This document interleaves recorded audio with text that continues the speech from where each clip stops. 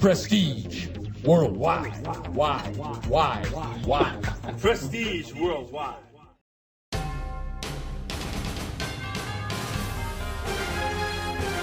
Prestige Worldwide welcomes you to the following presentation of the League of Extraordinary Dicks.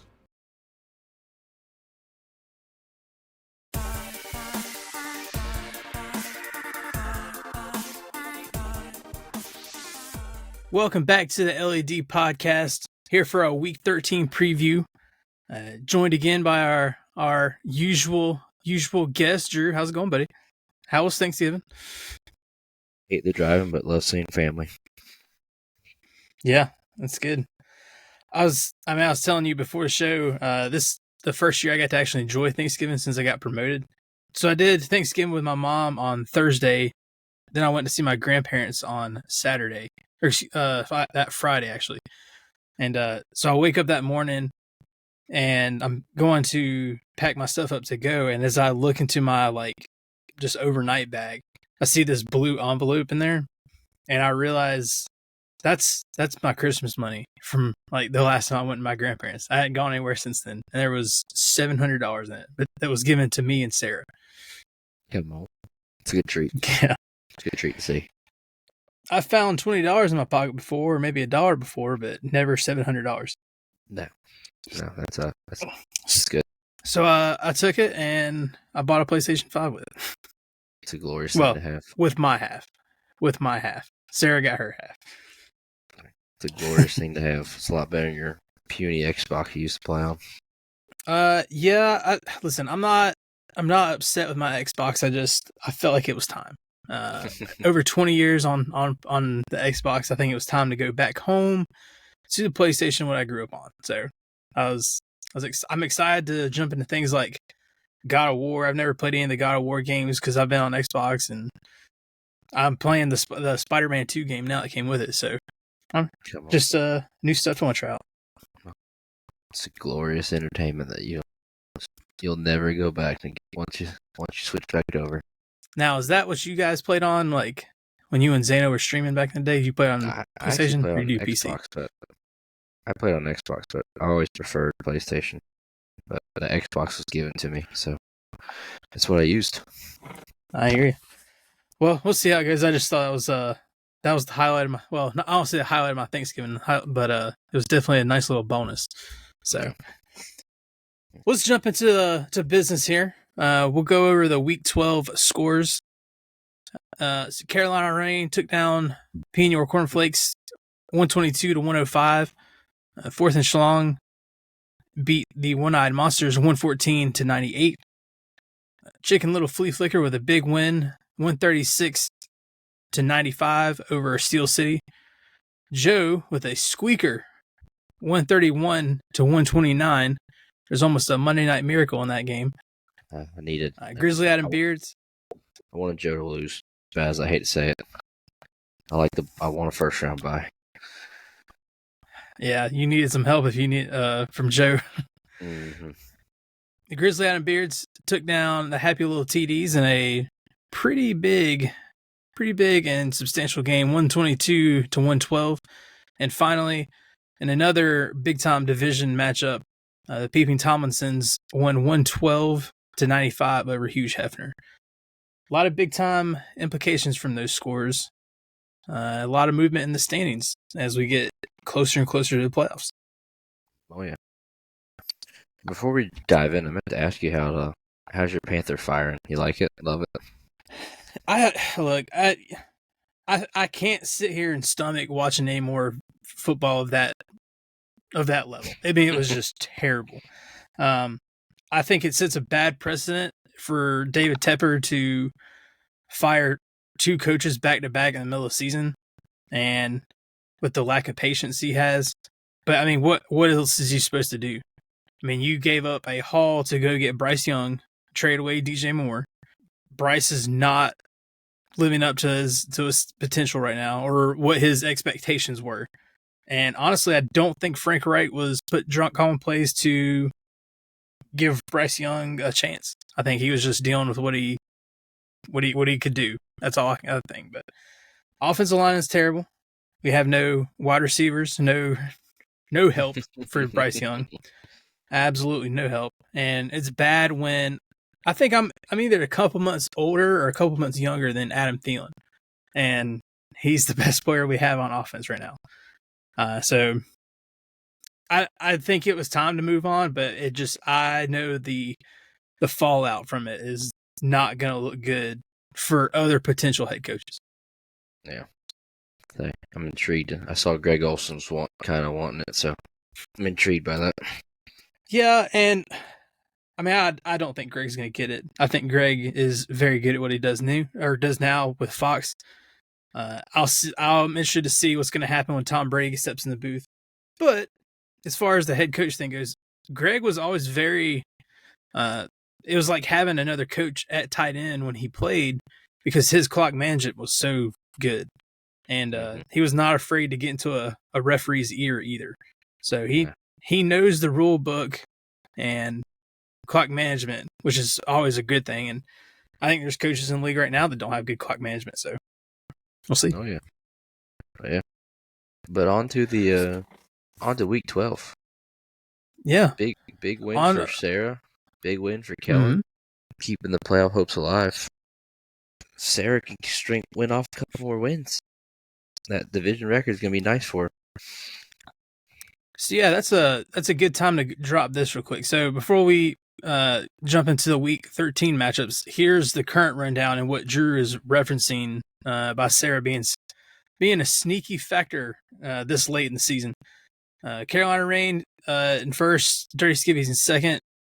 And here's where it's going to break in. So Drew is in third. He's one game behind Joe, and that's why he needed Joe to lose.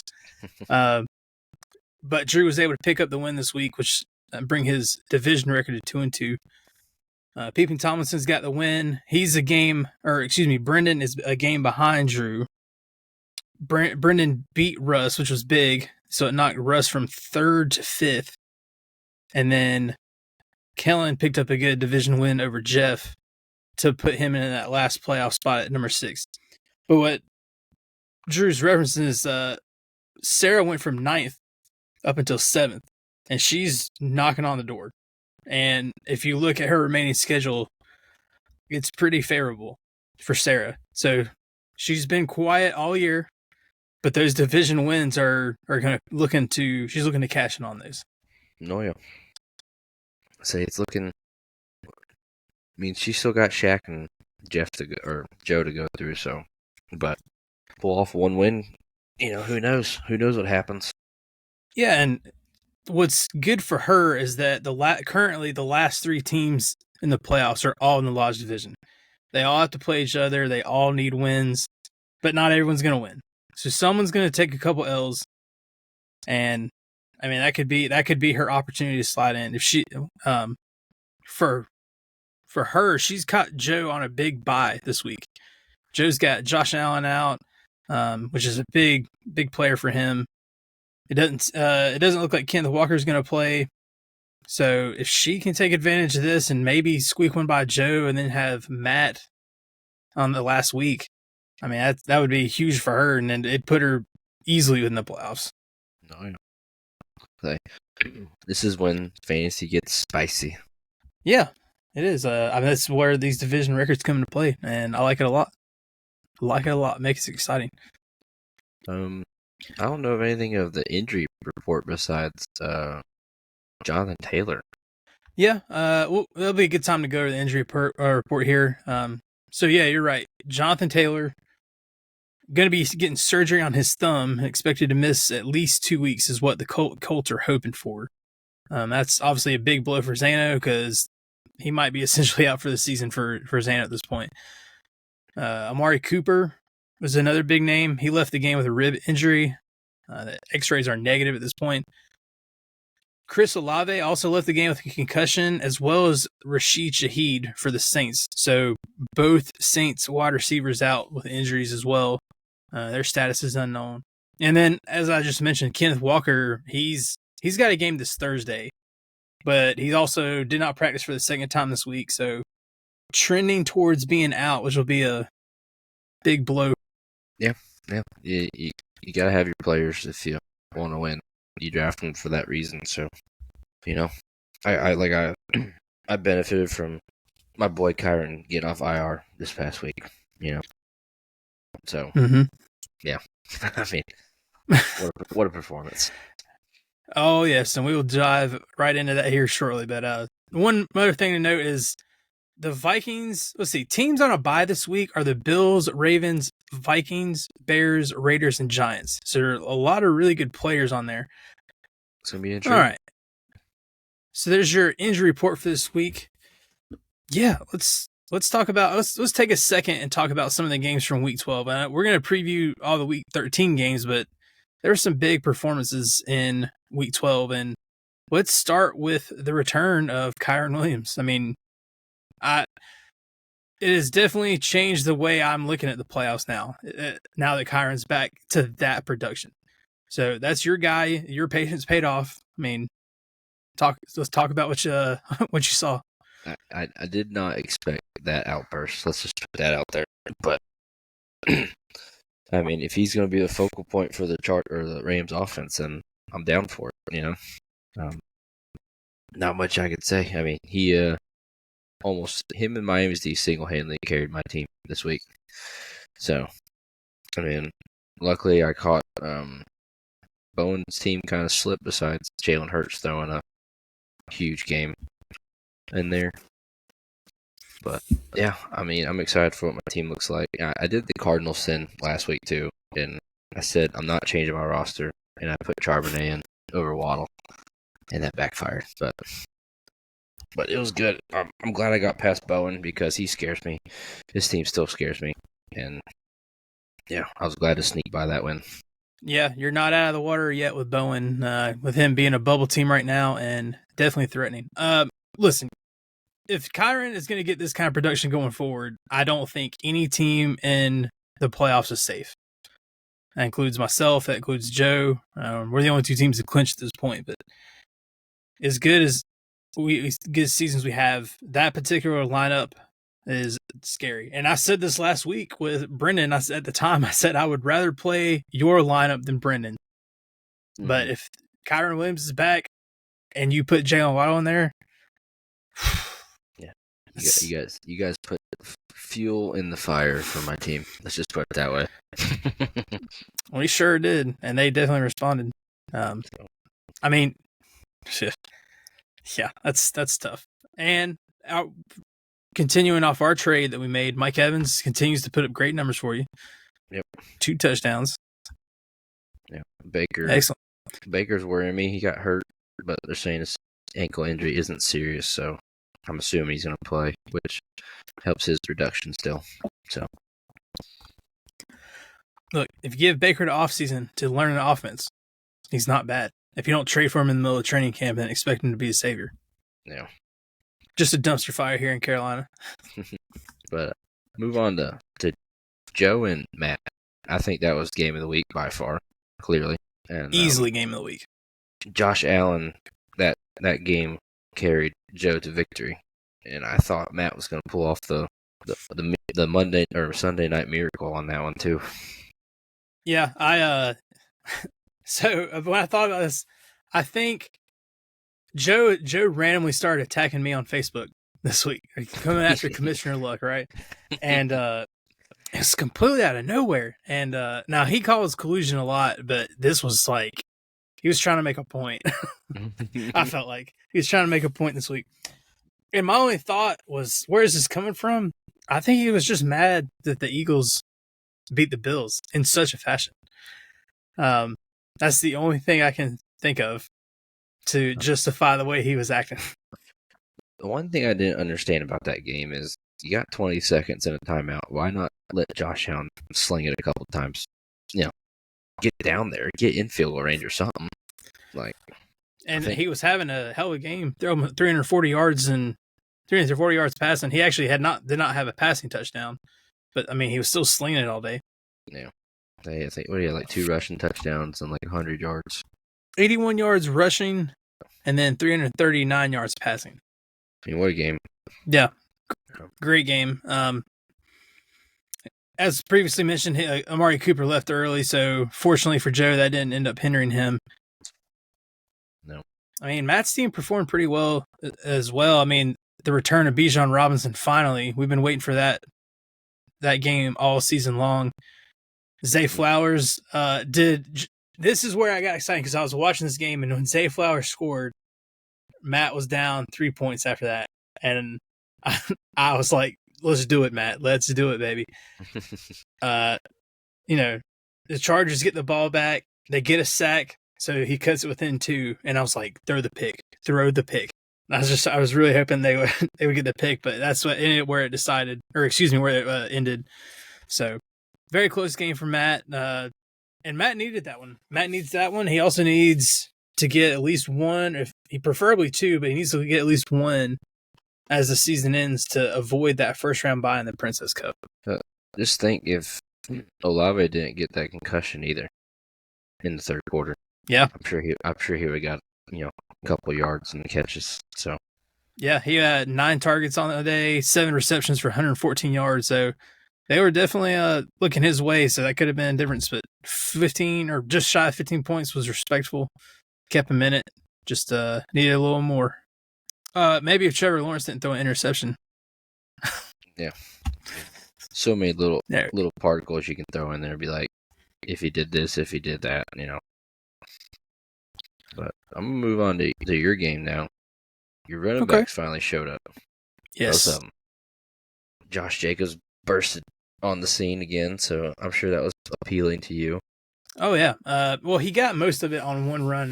His one long touchdown run was like a 63-yard touchdown. So that's where most of it came from. But I'm happy with Josh Jacobs because Josh Jacobs gets fed the ball like he's the main running back or the bell cow running back. That's what I'm looking for. He gets fed the ball like that. I mean, it's literally 1 or 2 yards, but every now and then you keep feeding him for plays like that. So I'm happy with the production. But I mean, I still worry about Raheem Mostert, and it's for the reasons you've been stating all year long. I mean, Devon Achane, he was not seriously hurt. I mean, they just held him out precautionary, but this could be the week Achane firmly takes that number 1 spot away from him. I don't know. I think what you got going for you, though, is I keep, I say I worry about him, but he's the goal line back, so, I mean, it works out for you. Because I watched the game with my brother for a little bit or 2 weeks ago. We watched it. And when they get in the red zone, inside that 10, it's normally a couple hands-offs before they start firing in the end zone. So I think it's going to work out good for you. And then Tyreek Hill's being Tyreek Hill for you, per usual. But I worry about your other receiver in Metcalf. He's starting to be a little worrisome, don't you think? Yeah, that was another one. That was another one that I didn't want to trade away for the playoffs. From what I have been reading or the tables that I look at, it says Seattle's wide receivers have a fairly favorable playoff schedule for those 3 weeks there. So I didn't want to trade DK because of that, but I don't think they play San Francisco for the rest of the season. So he's got Philly, who's given up the number 1 most points to wide receiver. Philly, Tennessee, and then Pittsburgh. So it's a favorable playoff matchup, but that's why I didn't want to trade him. So I'm hoping he can bounce back and just take advantage of the schedule. Yeah. Back to your quarterback conundrum. How you feel about that? Not too good. I mean, he looks great out there. He looks great. He's moving around well. He's keeping plays alive, and he's taking whatever the defense gives him, but he's not putting up the points. He's just really not. 2 fumbles lost is big. You got to worry about that. I don't know if that's still maybe consider a problem from the thumb injury, but he looks well. I just hope it starts to translate into points on the scoreboard. But I don't feel good about it. I really do wish I had Kirk Cousins still. But move to Zano's side. He had a nice balanced game. A couple lackluster points from Kittle. Kittle kind of had a quiet day. McLaurin, Dallas defense is just, that's another thing. Go to Kellen's team and talk about Dallas defense again. You can't. What a team. But Jonathan Taylor's going to hurt big time for peanut cornflakes and the Princess Cup if you don't make it back. I worry for him. He's still got. I mean, Cooper Kupp's played, which was good. I understand him being, conservative and wanting to start him, but the fact that Cooper Kupp's out there playing is a good thing for him. But yeah, he's gonna need some help going forward. If he's because again, he's not totally out of the championship race yet. He's gonna need to make a run. But if he gets in the Princess Cup, as long as he can avoid those first round buys, I think he'll be all right. Let's preview week 13, shall we? Yeah, let's go for it. All right, so the first one here, let's go ahead and jump into 4th and Schlong and Peeping Tomlinson's big matchup, big time matchup in the Lodge division. Keep in mind when we read these are a lot of buys as we mentioned. So, and at this time of this recording, waivers have not processed, so there are some blanks in some of these rosters. I did check before the show. But Brendan's still favored at this point. He's favored 98 to 86. Who you got here? Well, if I'm taking TM right into hot hand and Brendan, the Keenan Allen Herbert duo is working well, and St. Brown gets his touches, and then Rashad White's been playing pretty well for him, and Tank Dell's turned into a superstar. I mean, he's not there yet, but over the last 3 weeks, he's playing like one. And then Kellen's just kind of hurting with bye weeks this week. Not necessarily, but he loses his top receiver in Devontae. So he's got some favorable matchups. So I think it's going to be a close one. It just depends on how it shows up. I actually think Brendan, this is a chance for Brendan to really separate himself here. Justin Herbert and Keenan Allen, as you mentioned, is the key to this to hit for victory for him. I just looked at it. Keenan Allen has had 35 receptions in the last 3 weeks. 35 receptions and 3 touchdowns, which is unreal. He had 14 receptions this week alone, which is, I mean, we're playing PPR. That's 7 points alone, and he didn't have to gain a yard. So, with him being a focal point, Justin Herbert continue to feed him the ball. I mean, it's unstoppable at this point. And then Brian Robinson, was he the 5th or 4th best running back in the league right now, and no one was really talking about him at the beginning of the season. No, he's pretty good. That was a good pickup by him. Getting still consistent production from Rashad White. I mean, look, Rashad White's not blowing people away every week, but I mean, he's put up double digits for six weeks in a row now. But I mean, no one talks about Rashad White. That's a sneaky good player for him. And then, as you mentioned, Tank Dell and Sam Laporta are still going to continue to hopefully get good production out of them. But yeah, Kellen needs this one. Kellen needs this one bad, and he's going up against a tough opponent. The problem with Kellen, looking at his roster right now, is Jared Goff's top 2 targets are on the opposite team of Peeping Tomlinson. So, yeah, that's a good point. Those always hurt because you throw a touchdown. It's just if it goes to one of those two, it doesn't really help your state, you know? Yeah, especially with the 4-point passing and then the 6-point receiving. So that's a really good point. So, I mean, yeah, it would do good for, let's see. So, Peeping Tomlinson's is 1 game over Kellen. Kellen's 6-6, Peeping Tomlinson 7-5.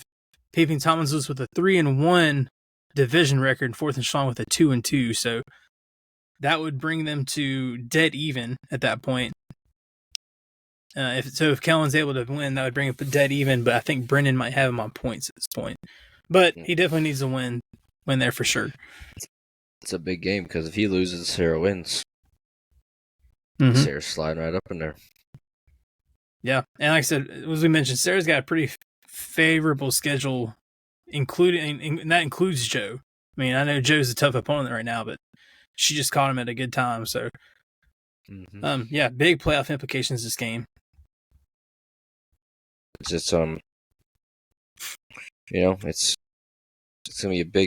Kellen's got a big Thursday night game ahead of him with a bunch of Dallas players going. So, something to watch for on Thursday night. See how that game goes. Yeah, that's 4. Yeah, that's right. He needs to put up a big points. That's 4 starters right now playing on Thursday. So, Mhm. well, let's move on to Sarah and Joe. So currently, Chicken Little Flea Flicker are sitting at 5-7 in the 7 spot right now with a 3-1 division record. That's why she's doing so well right now, is because her division record is keeping her right in it. But as I mentioned, she has caught Joe at a very opportune time for her. Joe does not have Josh Allen this week and does not have another quarterback on the roster at the time of this recording. So he's going to have to go dumpster diving, essentially. Maybe stream a quarterback. Needs a kicker as well. So he should be able to tighten this lead, but Sarah's currently favored. But keep in mind, he's got 2 players not filled out at the moment. But does she have a shot, Drew? I mean, she's got good players on the team, but does she have a shot this week to take advantage of it? She's definitely got a shot because, yeah, he's still got McCaffrey and all that stuff, but he's losing a guy that puts up 25 points easily a week, and Josh Allen. And, picking a waiver wire quarterback is always scary because you never know what you're going to get off of that, because there's a reason why they're not on a team. They're not consistent, so it's just...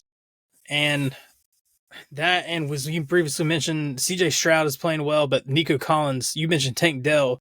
Nico Collins, if I had to guess, would probably be the number 1 technically.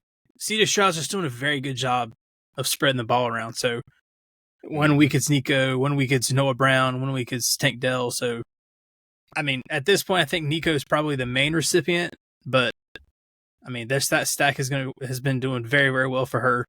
And then she needs some more. I think overall, she just needs some more production from Devontae Smith. He's been pretty underachieving this year as a whole. Yeah. Well, people have been shutting down A.J. Brown of late, and so Devontae's been the catch eye of that one. I asked Sarah earlier in the year about Devontae, and she was like, I'm a firm believer in him still. And it's paying off well for her right now. As I say that, I'm looking at he put up 20 points for her this past week. But anywhere in that, I mean, that's obviously probably going to be the top side of the expectations. But if he should do like 12 to 13 points a week, that's in a high-powered offense like Philly, that should be about average for him, I would think. Mm-hmm. Yeah. And she does double digits. No bueno. No.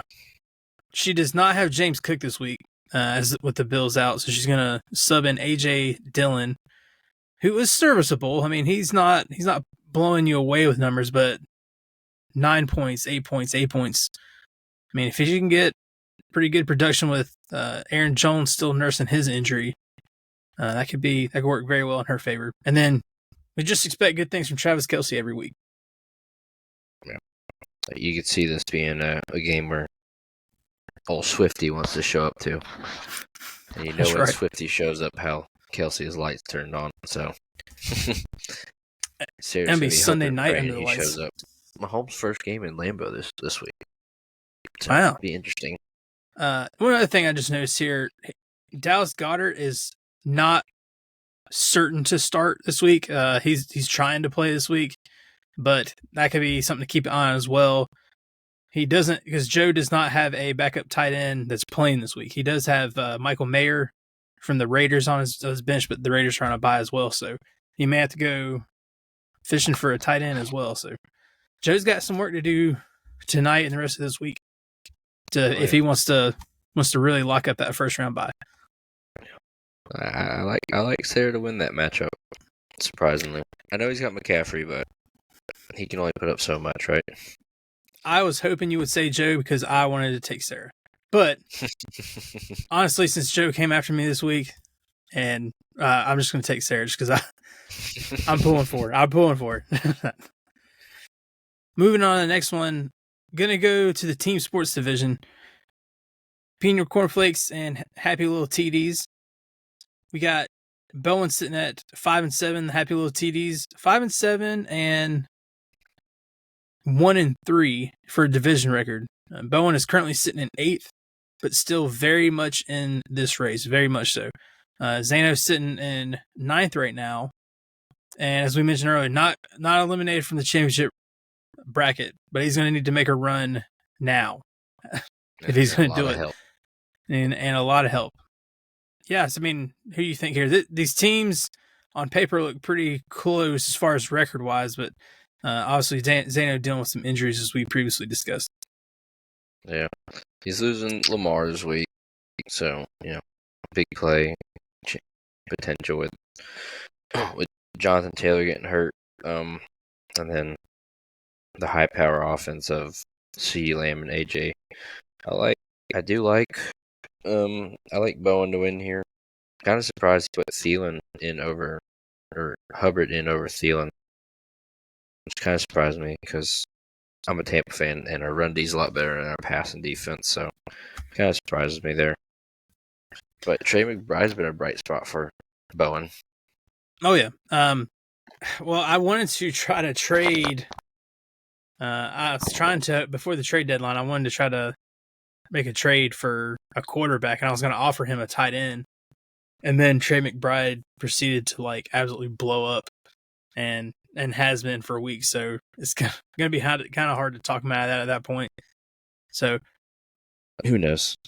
But I like Zana's got some favorable matchups on his side now. Looking at it, he's got Kittle, who's going against Philly, who just lets throwing all over him, and then I think starting Russell Wilson might be a good thing personally. You think why? Listen, I talked to a guy at work. It blows my mind how, like, where are all these points for Lamar coming from? Like, Lamar is like the 4th or 5th in points right now. But, I mean, I think Xander will be the first one to tell you right now, like, it doesn't translate to his team.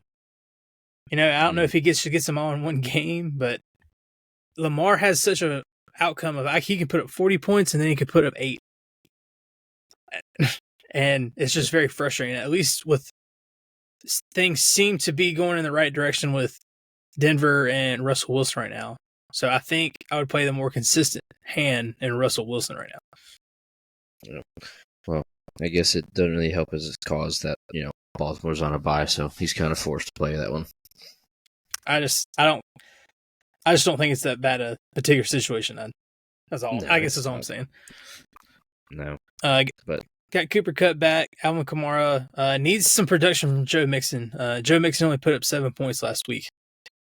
Yeah, I think people can kind of put 8 in the box and let Jake Browning throw. It's kind of it's not good. For Joe Burrow going down. But on the flip side, Zano's got the benefit of Jalen Hurts playing San Fran's defense. So, it's one of those. It's going to be a good matchup. Yeah. I'd like to see Zano steal one. I would. But at the same time, I'm still a fan of Bowen, and I'd like to see Bowen not in the Princess Cup championship. Yeah, I think he's due for good luck. So, yeah, just hopefully it's not against me. If Bowen's team somehow pulls off another Princess Cup championship, I don't know what to say about his teams anymore because his team looks very good, and it shouldn't be Princess, but you never know. He's officially cursed if he makes it back to the Princess tournament. Officially cursed. Going to the Lodge division now. Got Hugh Hefner taking on the One-Eyed Monsters. Hugh Hefner is fighting for his life right now. Hugh Hefner sitting in the 5th spot after being in 3rd last week. Russ is just banged up right now. Russ is banged up with Mark Andrews going out, Stephon Diggs being on a bye, Aaron Jones being banged up. Yeah, I mean, he needs some help, and he needs a little luck to break his way. And yeah, I'm sorry, I forgot to mention, Hugh Hefner taking on the One-Eyed Monsters this week. Mm-hmm. Yeah. Russ' team's been banged up, but he catches a break with his team being so banged up with Jonathan Taylor getting hurt. Throws Zach Moss right back in that. And when Jonathan Taylor went in there, Zach Moss was a top 10 fantasy running back. He has been getting solid play out of Jordan Addison as well. Josh Dobbs was looking his way quite a bit, as well as T.J. Hawkinson seemed to be his 2 favorite targets. We'll see how that changes going forward with Jay Jettis coming back. That's obviously not going to be a problem this week, but he just needs a little help. He's banged up, and Jeff would love to steal a win right now. Jeff would absolutely love to steal a win. He's definitely capable of doing it. So, I mean, looking at Jeff's team and his particular roster at the moment, can Jeff pull the upset? I think he definitely can. You know, the one we bash most, Dalton Kincaid, I think it's actually hurting. He's on a bye this week for Jeff. But yeah, he's absolutely capable of pulling something off. He's got his team has finally turned around from the beginning of the year to now, starting to turn the tide. So I like his team. Puka gets the looks. Garrett Wilson's the only offensive player they have in New York. And then Pollard's had 2 solid performances with Gibbs. So I think it's going to be another tight battle between them two. Yeah, Garrett Wilson's interesting because after the bye, he's had 4 out of his last 5 games have been very good. 14, 9, 13, and then this past week, 13 again, almost 14 points. He did have a negative 0.1 against Buffalo, so that's the outlier. But Garrett Wilson actually starting to live up to his potential a little bit. So that's been a big help for him. Puka Nacua still looks great, even with Cooper Kupp back. And I know he's happy to have Matthew Stafford back as well. But I think you're right. The key for Jeff is going to be these 2 running backs. Jahmyr Gibbs has been crushing it lately, really taking advantage. And even with a split backfield with David Montgomery, has been making the most of his carries. Tony Pollard, I think Tony Pollard, I hate to keep bringing it back to Carolina, but when he played the Panthers and finally got his touchdown, he's been on a scoring streak since then.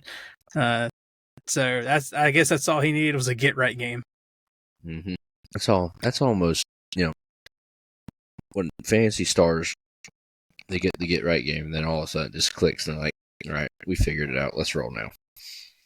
And I think Dallas's offense, Dallas's whole team is just one of those kind of shocking right now, and offense and defense. Talking about Dallas here, not Dallas, but the quarterbacks here. I was looking at Marquise Brown. Marquise Brown has been playing very, very well since Kyler came back. Would you do the Brock Purdy, or would you go with Kyler Murray? If it was me, I would roll with Kyler Murray. Just because he's got the feet potential over Brock Purdy just in the pocket. The two-way quarterbacks are live and die in fantasy because they're injury prone, but if they break out that big yards, especially having Kyler who can run and throw the ball pretty well, I think that'd be my duo I run with for sure. I think I have to agree because, listen, when I look at someone like Brock Purdy's got a ton of weapons around him. McCaffrey, Deebo Samuel, Ayuk, George Kittle. He's got a hell of an offensive line in front of him. So it makes the job easy for him. But listen to these numbers since Kyler's come back. 17 points, 21 points, 20 points. And he's thrown a touchdown. He's scored a rushing touchdown every game, and he's thrown a touchdown in 2 of those 3. So he's coming back with a vengeance, and I think I would, if I'm in someone like Jeff's spot who needs a game big, I think I might go with the Kyler Marquise Brown stack just for the potential. I mean, at this point, what's he got to lose? I mean, go big and try to get a huge win over a division opponent. Maybe play spoiler, and maybe you can try to do something like Sarah and sneak in the back door for these playoffs. Yeah, everyone likes to sneak in the back door, right, Cody? Yeah, they're on occasion. But no, I know Jess. He's not mathematically out of playoffs, but if he can run high into the Princess Cup, I like his chances. I know I predicted him to beat Princess this year, but I would like his chances to not beat Princess if he can ride a high into the Princess Cup. Yeah. Just all you need is to win one in that Princess tournament, and you're all set. So, So you like? I guess we're deciding that definitely Jeff's got a chance here. I think he does have a chance. One thing that scares me about Russ's team is he doesn't have Diggs this week, or Addison. They're both on buys, and Derrick Henry, I know he scored 2 touchdowns, but it was modest production besides the touchdowns. So I don't know if age is finally catching up to him or what's going on with Tennessee's, but that one kind of scares me a little bit. His running back situation. I mean, I know Zach Moss is there, but Derrick Henry, Aaron Jones, you just never know what's going to go on. We'll definitely have to keep an eye on this one. There are big implications for this. I don't think Russ is being. I think Russ is being like very realistic about this. It's as far as, hey, this could be a bad loss if I have to take one on the chin here. So just hoping to hit on that last playoff spot. Got 2 more games here. We're going to go back to the apparel division. The 3-9 Player Haters versus the 3-9 Steel City. Believe it or not, folks, there is something to play for here, and that is not being a first round bye. Matt has, as far as the records go, they're both 3-9, but Matt has the advantage here with a 1-3 division record. Shaq's in at 0-4. Matt needs this one bad.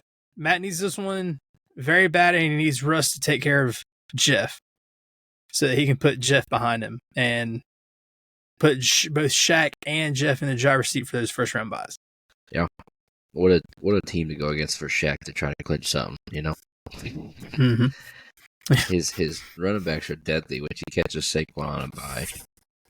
But, you know, he's got Dak, which is one of those trades I never thought I would regret doing, would be trading for Tua, because Dak right now is just on a lethal tear over the last 6 games. I mean, 24, 28, 28, 37, 16, 32. I mean, like wow numbers. But Hopkins, Nuke is getting the benefit of the young quarterback and Will Levis with his mayonnaise in his coffee. Oh yeah. And then Ridley and ETN, you know, I still like Shaq's team. It's weird seeing Mahomes on a bench. That's one of the most surprising things you'll ever see in fantasy, I feel like. But I think it's the right play. Oh, it definitely is. And then you got switch over to Matt's team. He's hoping Achane plays again, which I think I'd be a little skeptical because of what happened 2 weeks ago, you know. I'm trying to put him right back in. Yeah, so the other thing to keep in mind here is Matt does have Trevor Lawrence as quarterback. Shaq has Calvin Ridley as a wide receiver, so that could definitely play into Shaq's favor as well. The big thing that's going to hurt Shaq is Saquon being on a bye. That seems to be consistently his best offensive player outside of Dak Prescott. Even at the beginning of the season where ETN was dominant, Saquon's come on pretty strong here the last few weeks. So, but that's so Trevor Lawrence throwing to ETN on Shaq's team, Trevor Lawrence throwing to Calvin Ridley on Shaq's team. I mean, there's definitely opportunity for Shaq to win this game, and it would behoove Shaq to definitely get a win here if he can help it. Yep. Matt's really hoping, you know. There's a lot of Jaguars. Now that you just said that, there's a lot of Jaguars in this game. Oh yes. 2 on the left and 1, 2, 3 on the right. But yeah, Matt's pulling for Olave to hopefully clear concussion protocol. And then Bijan gets a favorable matchup. I know that the Jets' D's pretty good, but the run D's kind of iffy with them. So yeah, they've done a good job of shutting out quarterbacks, but you're right. He's gonna have to New York Jets defense to take advantage of. So who do you got? Who you got in this one, Drew? I think I take Shaq to win this one, just because he's due for a win, and you know it's just one of those things where I could see him getting out of that first round bye with this win right here. Yeah, so he definitely needs help here, but yeah, this is a big game for both Matt and Shaq. It may not have an effect on the championship thing, but these are still the games that you need to win so that you can position yourself pretty well in that Princess Cup. So, I think I'm gonna take Matt for this one, and it was just all because I think Trevor Lawrence has have a good game, and then Bijan, they got him going now, so if he can continue the momentum, I think that'll be a difference maker here. Mm-hmm. So the last game of the week, the Carolina Rain taking on the Grizzly Island Beards. Me and you, buddy. Yep. Caught you on a decent week. You sure did. And I mean, I look at this as a bad time to have or it's a good time to have a bad week. Is what I would think. Well, you clinched already, and you clinched not only playoffs, but you clinched a first round bye. So congrats. Thanks, man. On that. And so yeah, I definitely want to be the number 1 seed though. Only just for I would technically play the weaker of the remaining teams. So that's the only advantage for trying to lock up the first seed. That's all. Yeah. It's gonna be a good matchup this week. My team has some favorable matchups, and yours, maybe pulling against them, of course, because I need to win if I want even just a sniff of chance at a first round bye. So it's gonna be big. I've been meaning to ask you about your Fournette waiver claim. How do you feel about that? Honestly, no, I'm not good. For those of you listening, I held on to the number 1 waiver priority claim and I usually try to do this most seasons. I held on to it, and then they signed Leonard Fournette. And at the time, I was like, Latavius Murray sucks. James Cook wasn't doing much. I thought for sure, in a week or two, they're going to bring Fournette back. And it's not worked out. I keep checking Twitter, and they're like, "Yeah, I think we might have to call him up here pretty soon." And I'm like, "All right, let's do it. Let's bring him up." But still nothing. Still chilling on Buffalo's practice squad. So I don't want to cut him. They activate him, and then I'm screwed. And he comes and he's like fantasy playoff Lenny. I would hate to self-sabotage myself. Yeah. But our matchup, it's intriguing for sure. Like I said, I caught you on a good week. But the problem is you pull off wins, you've lost one time this year. And even when your biggest 2 hitters went on bye weeks, you still won that week. And so I'm not ruling you out, just won't do it. So one thing I look for here is I do not have a backup running back right now, or excuse me, a running back 2. I have my whole bench right now is players on buys, and a defense and Jahan Dotson. So not a lot of help from there. I have to go digging through the player pool, see if I can find any help. But I mean, I guess one thing here is Tyreek's been playing well. I've got the Geno and DK Metcalf stack that I hope will produce some good points for me. And then Mostert, it's hard to tell. He's been playing good, but you just don't know what you're going to get from week to week from him. And then Ayuk's going up against Philly. As I mentioned earlier, I was surprised to see it says Philly is the number 1 at giving up the most points to wide receiver, which I didn't think that was the case, but they give up the most points to the wide receiver. So it seems to be a favorable matchup, but we'll just see if they can do something with it. But I don't feel good about this game. I don't feel good at all. I mean, obviously want to win, but I don't feel good. You've got the Tua Jalen stack. And Mike Evans, I traded him to you. He's just been continuing to defy Father Time and touchdowns every week. He seems to be good, at least good one for every week. He's got 9 receiving touchdowns on the season, 850 yards, 54 receptions. Just a very high production.